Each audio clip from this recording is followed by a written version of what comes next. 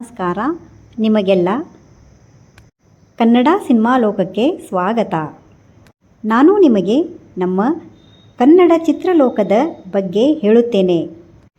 ನಮ್ಮ ಕನ್ನಡ ಸಿನಿಮಾದ ನಾಯಕ ನಾಯಕಿಯರ ಬಗ್ಗೆ ಹಾಗೂ ಹಿರಿಯ ನಟ ನಟಿಯರ ಬಗ್ಗೆ ಹಾಗೂ ಹೊಸದಾಗಿ ಬಂದವರ ಬಗ್ಗೆ ಕೂಡ ಹೇಳುತ್ತೇನೆ.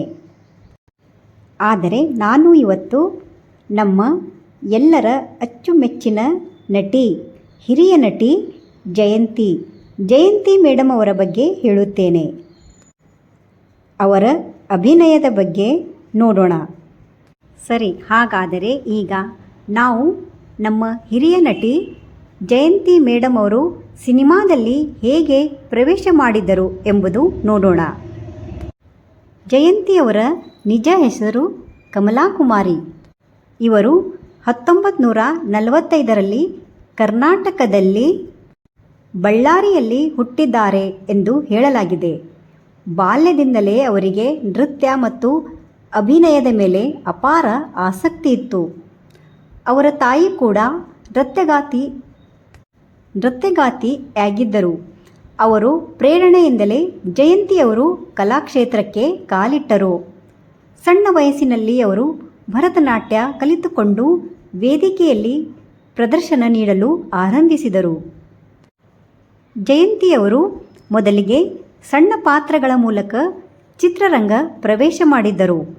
ಅವರ ಪ್ರತಿಭೆಯನ್ನು ಗುರುತಿಸಿ ನಿರ್ದೇಶಕರು ಅವರಿಗೆ ಪ್ರಮುಖ ಪಾತ್ರಗಳನ್ನು ನೀಡಲು ಪ್ರಾರಂಭಿಸಿದರು. ಇವರು 1960ರಿಂದ 1980ರ ದಶಕದಲ್ಲಿ ಜಯಂತಿಯವರು ಕನ್ನಡ ಚಿತ್ರರಂಗದ ಪ್ರಮುಖ ನಟಿಯಾಗಿ ಮೆರೆದರು. ಇವರು ಅನೇಕ ಭಾಷೆಗಳಲ್ಲಿ ನಟಿಸಿದ್ದಾರೆ. ಕನ್ನಡ, ತಮಿಳು, ತೆಲುಗು, ಹಿಂದಿ, ಮರಾಠಿ. ಇವರು ಸುಮಾರು 500ಕ್ಕೂ ಹೆಚ್ಚು ಸಿನಿಮಾಗಳಲ್ಲಿ ಅಭಿನಯ ಮಾಡಿದ್ದಾರೆ.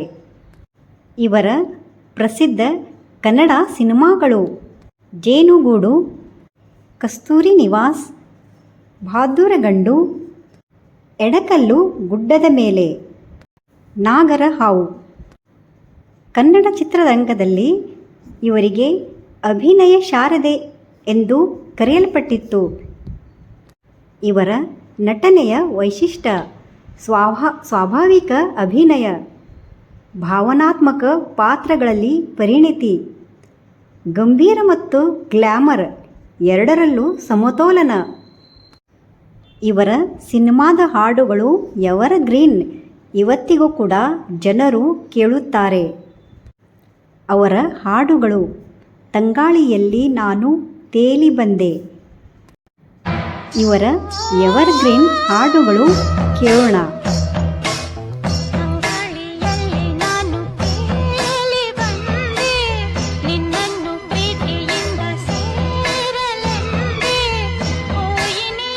ಇವರಿಗೆ ಹೇಗೆ ಪಾತ್ರ ಕೊಡುತ್ತಾರೆ ಹಾಗೆ ಅವರು ನಟನೆ ಮಾಡುತ್ತಿದ್ದರು. ಇವರ ಅತ್ಯುತ್ತಮ ನಟನೆ ನಾಗರ ಹಾವು ಸಿನಿಮಾದಲ್ಲಿ ಒಣಗಿ ಓಬವ್ವ ಪಾತ್ರ. ಆ ಹಾಡು ಕೇಳಿದರೆ ಇವತ್ತಿಗೂ ಮೈ ಜುಮ್ ಎನ್ನುತ್ತದೆ. ಅದರಲ್ಲಿ ಎಂತಹ ಅದ್ಭುತ ನಟನೆ ಮಾಡಿದ್ದಾರೆ. ಅವರು ಮಾಡರ್ನ್ ಡ್ರೆಸ್ಸಲ್ಲೂ ತುಂಬಾ ಚೆನ್ನಾಗಿ ಕಾಣುತ್ತಿದ್ದರು ಹಾಗೂ ಸೀರೆಯಲ್ಲೂ ಕೂಡ ಚೆನ್ನಾಗಿ ಕಾಣುತ್ತಿದ್ದರು. ಅವರು ಕೆಲವೊಂದು ಸಿನಿಮಾದಲ್ಲಿ 2 ಜಡೆ ಹಾಕಿಕೊಂಡು ಅಭಿನಯ ಮಾಡಿದ್ದಾರೆ. ಇವರು ಕನ್ನಡದ ಅನೇಕ ದಿಗ್ಗಜ ನಟರ ಜೊತೆ ನಟಿಸಿದ್ದಾರೆ. ಡಾಕ್ಟರ್ ರಾಜ್ಕುಮಾರ್, ವಿಷ್ಣುವರ್ಧನ್, ಶ್ರೀನಾಥ್, ಅನಂತ್ ನಾಗ್ ಹಾಗೂ ಅಂಬರೀಷ್ ಇನ್ನು ಅನೇಕ ನಟರ ಜೊತೆ ನಟಿಸಿದ್ದಾರೆ. ಇವರ ಪ್ರಶಸ್ತಿಗಳು ಮತ್ತು ಗೌರವಗಳು. ಜಯಂತಿಯವರು ತಮ್ಮ ಅದ್ಭುತ ಅಭಿನಯಕ್ಕಾಗಿ ಅನೇಕ ಪ್ರಶಸ್ತಿಗಳು ಪಡೆದಿದ್ದಾರೆ. ಮುಖ್ಯವಾಗಿ ಕರ್ನಾಟಕ ರಾಜ್ಯ ಪ್ರಶಸ್ತಿ, ಜೀವಮಾನ ಸಾಧನೆ ಪ್ರಶಸ್ತಿ. ಅವರಿಗೆ ಫಿಲ್ಮ್ ಫೇರ್ ಪ್ರಶಸ್ತಿ ಕೂಡ ಸಿಕ್ಕಿದೆ. ಜಯಂತಿಯವರ ವೈಯಕ್ತಿಕ ಜೀವನ. ಜಯಂತಿಯವರ ವೈಯಕ್ತಿಕ ಜೀವನದಲ್ಲಿ ಕೆಲ ಸವಾಲುಗಳು ಇದ್ದವು. ಆದರೆ ಅವರು ಯಾವಾಗಲೂ ಧೈರ್ಯದಿಂದ ಎದುರಿಸಿದ್ದರು. ಅವರು ತಮ್ಮ ಬದುಕನ್ನು ಸಂಪೂರ್ಣವಾಗಿ ಕಲೆಗೆ ಅರ್ಪಿಸಿದ್ದರು.